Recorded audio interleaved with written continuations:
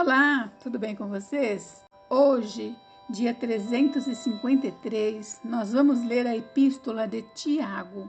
O autor desta carta é Tiago, o qual acredita-se ter sido irmão de Jesus Cristo. Tiago se converteu depois da ressurreição. Ele se tornou chefe da igreja de Jerusalém e é mencionado em primeiro lugar como um dos pilares da igreja. O livro de Tiago é provavelmente o mais antigo livro do Novo Testamento, escrito talvez em 45 depois de Cristo, antes do primeiro concílio de Jerusalém em 50 depois de Cristo. Tiago foi martirizado em aproximadamente 62 depois de Cristo, segundo o historiador Flávio Joséfo. Alguns acham que esta carta foi escrita em resposta a uma interpretação excessivamente zelosa do ensino de Paulo sobre a fé. Essa visão extrema sustentava que, através da fé em Cristo, é possível estar completamente livre de todas as leis do Antigo Testamento, todo o legalismo, toda a lei secular e toda a moralidade de uma sociedade. O livro de Tiago se dirige aos cristãos judeus dispersos entre todas as nações. Os judeus cristãos estavam tão arraigados na lei mosaica e no seu sistema de obras que Tiago dedicou muito tempo para explicar a difícil verdade de que ninguém é justificado pelas obras da lei. Ele declara-lhes que, mesmo se muitos se esforçarem para manter todas as diferentes leis e rituais, cumprir essa tarefa é impossível e transgredir a menor parte da lei os tornava culpado de toda ela, porque a lei é uma entidade e quebrar uma parte dela é o mesmo que quebrá-la por completo. Embora os ensinamentos paulinos se concentrem em nossa justificação com Deus, os ensinamentos de Tiago concentram-se nas obras que exemplificam esta justificação.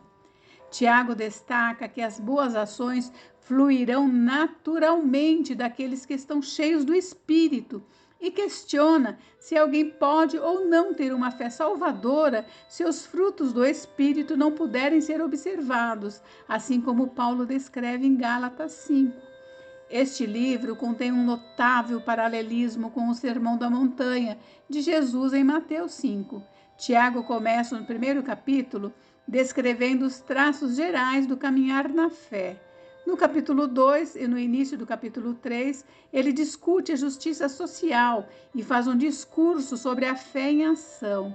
E ele então compara e contrasta a diferença entre a sabedoria terrena e a que provém do alto e nos encoraja a afastar-nos do mal e nos aproximarmos de Deus. Tiago faz uma repreensão particularmente severa aos ricos que acumulam e àqueles que são autossuficientes. Finalmente, ele termina encorajando os crentes a serem pacientes no sofrimento, orando e cuidando uns dos outros e reforçando a nossa fé através da comunhão. Muitos cristãos acharão que esta epístola seja bem desafiante, porque Tiago apresenta 60 obrigações em apenas 108 versículos.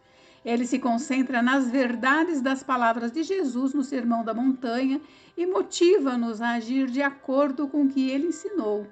A epístola também descarta a ideia de que alguém pode se tornar um cristão e ainda continuar vivendo no pecado, não exibindo nenhum fruto da justiça.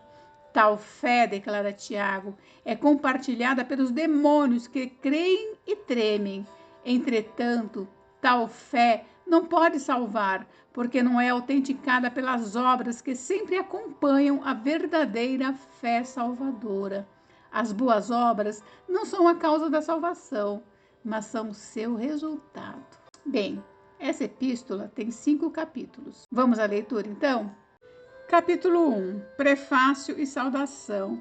Tiago, servo de Deus e do Senhor Jesus Cristo, às 12 tribos que se encontram na dispersão, saudações. Os benefícios das provações. Meus irmãos, tende por motivo de toda alegria o passardes por várias provações, sabendo que a provação da vossa fé, uma vez confirmada, produz perseverança. Ora, a perseverança deve ter ação completa, para que sejais perfeitos e íntegros, em nada deficientes. Como obter a sabedoria? Se, porém, algum de vós necessita de sabedoria, peça a Deus, que a todos dá liberalmente e nada lhes impropera, e ser-lhe-á concedida. Peça-a, porém, com fé, em nada duvidando, pois o que duvida é semelhante à onda do mar, impelida e agitada pelo vento. Não suponha esse homem que alcançará do Senhor alguma coisa, homem de ânimo dobre, inconstante em todos os seus caminhos. As circunstâncias terrenas são transitórias. O irmão, porém, de condição humilde, glorie-se na sua dignidade e o rico na sua insignificância, porque ele passará como a flor da erva, porque o sol se levanta com o seu ardente calor e a erva seca, e a sua flor cai e desaparece a formosura do seu aspecto. Assim também se murchará o rico em seus caminhos. A origem do pecado. Bem-aventurado o homem que suporta com perseverança a provação, porque depois de ter sido aprovado, receberá a coroa da vida, a qual o Senhor prometeu aos que o amam. Ninguém, ao ser tentado, diga: sou tentado por Deus, porque Deus não pode ser tentado pelo mal, e ele mesmo a ninguém tenta. Ao contrário, cada um é tentado pela sua própria cobiça, quando esta o atrai e seduz. Então a cobiça, depois de haver concebido, dá à luz o pecado, e o pecado, uma vez consumado, gera a morte. A origem do bem. Não vos enganeis, meus amados irmãos. Toda boa dádiva e todo dom perfeito são lá do alto, descendo do Pai das luzes, em quem não pode existir variação ou sombra de mudança, pois, segundo o seu querer, ele nos gerou pela palavra da verdade, para que fôssemos como que primícias das suas criaturas. A prática da palavra de Deus. Sabeis estas coisas, meus amados irmãos. Todo homem, pois, seja pronto para ouvir, tardio para falar, tardio para se irar, porque a ira do homem não produz a justiça de Deus. Portanto, despojando-vos de toda a impureza e acúmulo de maldade, acolhei com mansidão a palavra em vós implantada, a qual é poderosa para salvar a vossa alma. Tornai-vos, pois, praticantes da palavra, e não somente ouvintes, enganando-vos a vós mesmos. Porque se alguém é ouvinte da palavra e não praticante, assemelha-se ao homem que contempla num espelho o seu rosto natural, pois a si mesmo se contempla e se retira, e para logo se esquece de como era a sua aparência. Mas aquele que considera atentamente na lei perfeita, lei da liberdade, e nela persevera, não sendo ouvinte negligente, mas operoso praticante, esse será bem-aventurado no que realizar. Se alguém supõe ser religioso, deixando de refrear a língua, antes enganando o próprio coração, a sua religião é vã. A religião pura e sem mácula, para com o nosso Deus e Pai, é esta: visitar os órfãos e as viúvas nas suas tribulações e a si mesmo guardar-se incontaminado do mundo. Capítulo 2. Não se deve fazer acepção de pessoas. Meus irmãos, não tenhais a fé em nosso Senhor Jesus Cristo, Senhor da glória, em acepção de pessoas. Se, portanto, entrar na vossa sinagoga algum homem com anéis de ouro nos dedos, em trajos de luxo, e entrar também algum pobre andrajoso, e tratardes com deferência o que tem os trajos de luxo, e lhe disserdes: tu, assenta-te aqui em lugar de honra, e disserdes ao pobre: tu, fica ali em pé, ou assenta-te aqui abaixo do estrado dos meus pés, não fizestes distinção entre vós mesmos, e não vos tornastes juízes, tomados de perversos pensamentos? Ouvi, meus amados irmãos, não escolheu Deus os que para o mundo são pobres, para serem ricos em fé e herdeiros do reino que ele prometeu aos que o amam? Entretanto, vós outros menosprezastes o pobre. Não são os ricos que vos oprimem, e não são eles que vos arrastam para tribunais? Não são eles os que blasfemam o bom nome que sobre vós foi invocado? Se vós, contudo, observais a lei régia segundo a Escritura, amarás o teu próximo como a ti mesmo, fazeis bem. Se todavia fazeis acepção de pessoas, cometeis pecados, sendo arguidos pela lei como transgressores. Pois qualquer que guarda toda a lei, mas tropeça em um só ponto, se torna culpado de todos. Porquanto aquele que disse, não adulterarás, também ordenou, não matarás. Ora, se não adulteras, porém matas, vens a ser transgressor da lei. Falai de tal maneira e de tal maneira procedei, como aqueles que hão de ser julgados pela lei da liberdade, porque o juízo é sem misericórdia para com aquele que não usou de misericórdia. A misericórdia triunfa sobre o juízo. A fé sem obras é morta. Meus irmãos, qual é o proveito se alguém disser que tem fé, mas não tiver obras? Pode acaso semelhante fé salvá-lo? Se um irmão ou uma irmã estiverem carecidos de roupa e necessitados do alimento cotidiano, e qualquer dentre vós lhes disser, ide em paz, aquecei-vos e fartai-vos, sem contudo lhes dar o necessário para o corpo, qual é o proveito disso? Assim também a fé, se não tiver obras, por si só está morta. Mas alguém dirá, tu tens fé e eu tenho obras. Mostra-me essa tua fé sem as obras, e eu, com as obras, te mostrarei a minha fé. Crês tu que Deus é um só? Fazes bem, até os demônios creem e tremem. Queres, pois, ficar certo, ó homem insensato, de que a fé sem as obras é inoperante? Não foi por obras que Abraão, o nosso pai, foi justificado quando ofereceu sobre o altar o próprio filho Isaque? Vês como a fé operava juntamente com as suas obras. Com efeito, foi pelas obras que a fé se consumou e se cumpriu a escritura, a qual diz: ora, Abraão creu em Deus, e isso lhe foi imputado para a justiça, e foi chamado amigo de Deus. Verificais que uma pessoa é justificada por obras e não por fé somente. De igual modo, não foi também justificada por obras a meretriz Raabe, quando acolheu os emissários e os fez partir por outro caminho? Porque assim como o corpo sem espírito é morto, assim também a fé sem obras é morta. Capítulo 3. Os pecados da língua e o dever de refreá-la. Meus irmãos, não vos torneis, muitos de vós, mestres, sabendo que havemos de receber maior juízo, porque todos tropeçamos em muitas coisas. Se alguém não tropeça no falar, é perfeito varão, capaz de refrear também todo o corpo. Ora, se pomos freio na boca dos cavalos para nos obedecerem, também lhes dirigimos o corpo inteiro. Observai igualmente os navios, que sendo tão grandes e batidos de rijos ventos, por um pequeníssimo leme são dirigidos para onde queira o impulso do timoneiro. Assim também a língua, pequeno órgão, se gaba de grandes coisas. Vede como uma fagulha põe em brasas tão grande selva. Ora, a língua é fogo, é mundo de iniquidade. A língua está situada entre os membros de nosso corpo e contamina o corpo inteiro, e não só põe em chamas toda a carreira da existência humana, como também é posta ela mesma em chamas pelo inferno. Pois toda espécie de feras, de aves, de répteis e de seres marinhos se doma, e tem sido domada pelo gênero humano. A língua, porém, nenhum dos homens é capaz de domar. É mal incontido, carregado de veneno mortífero. Com ela, bendizemos ao Senhor e Pai. Também com ela, amaldiçoamos os homens, feitos à semelhança de Deus. De uma só boca procede bênção e maldição. Meus irmãos, não é conveniente que estas coisas sejam assim. Acaso pode a fonte jorrar do mesmo lugar o que é doce e o que é amargoso? Acaso, meus irmãos, pode a figueira produzir azeitonas ou a videira figos? Tampouco fonte de água salgada pode dar água doce. A sabedoria lá do alto.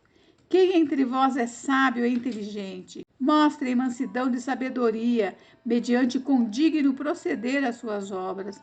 Se, pelo contrário, tendes em vosso coração inveja amargurada e sentimento faccioso, nem vos glorieis disso, nem mintais contra a verdade.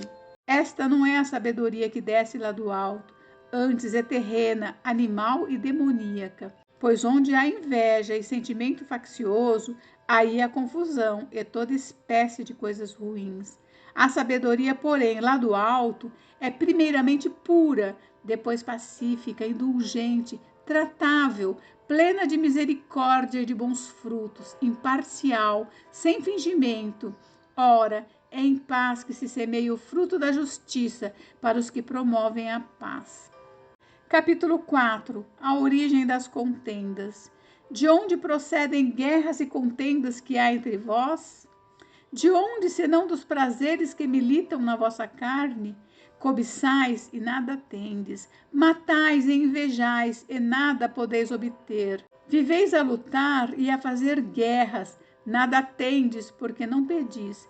Pedis e não recebeis, porque pedis mal, para esbanjardes em vossos prazeres. Infiéis, não compreendeis que a amizade do mundo é inimiga de Deus? Aquele, pois, que quiser ser amigo do mundo, constitui-se inimigo de Deus. Ou supondes que em vão afirma a Escritura, é com ciúme que por nós anseia o Espírito que ele fez habitar em nós? Antes, ele dá maior graça pelo que diz.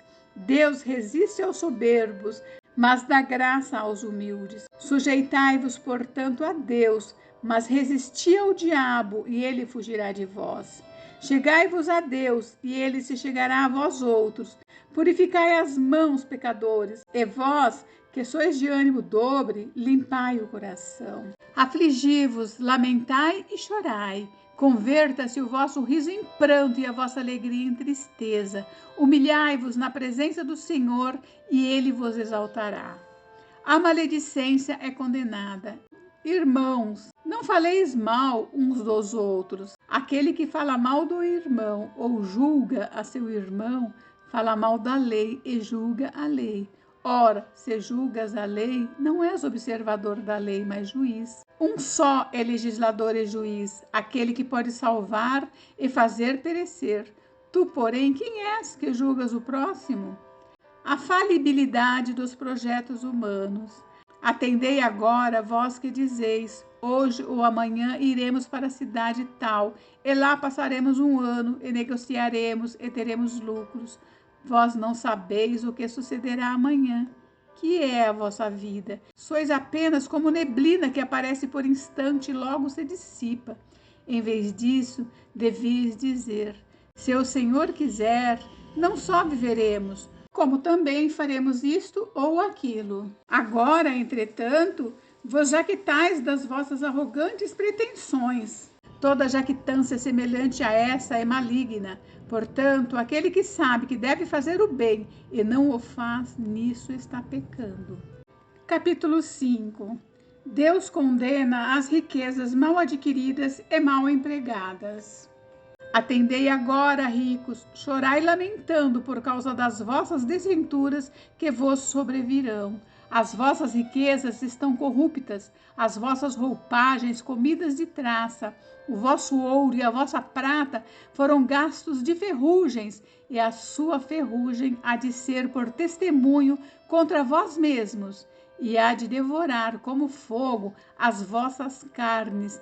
Tesouros acumulastes nos últimos dias. Eis que o salário dos trabalhadores que ceifaram os vossos campos e que por vós foi retido com fraude, está clamando. E os clamores dos ceifeiros penetraram até os ouvidos do Senhor dos Exércitos. Tendes vivido regaladamente sobre a terra, tendes vivido nos prazeres, tendes engordado o vosso coração em dia de matança, tendes condenado e matado o justo, sem que ele vos faça resistência. A necessidade, bênçãos e exemplo de paciência. Sede, pois, irmãos, pacientes até a vinda do Senhor. Eis que o lavrador aguarda com paciência o precioso fruto da terra, até receber as primeiras e as últimas chuvas. Sede vós também pacientes e fortalecei o vosso coração, pois a vinda do Senhor está próxima. Irmãos, não vos queixeis uns dos outros para não serdes julgados. Eis que o juiz está às portas. Irmãos, tomai por modelo no sofrimento e na paciência os profetas, os quais falaram em nome do Senhor. Eis que temos por felizes os que perseveraram firmes.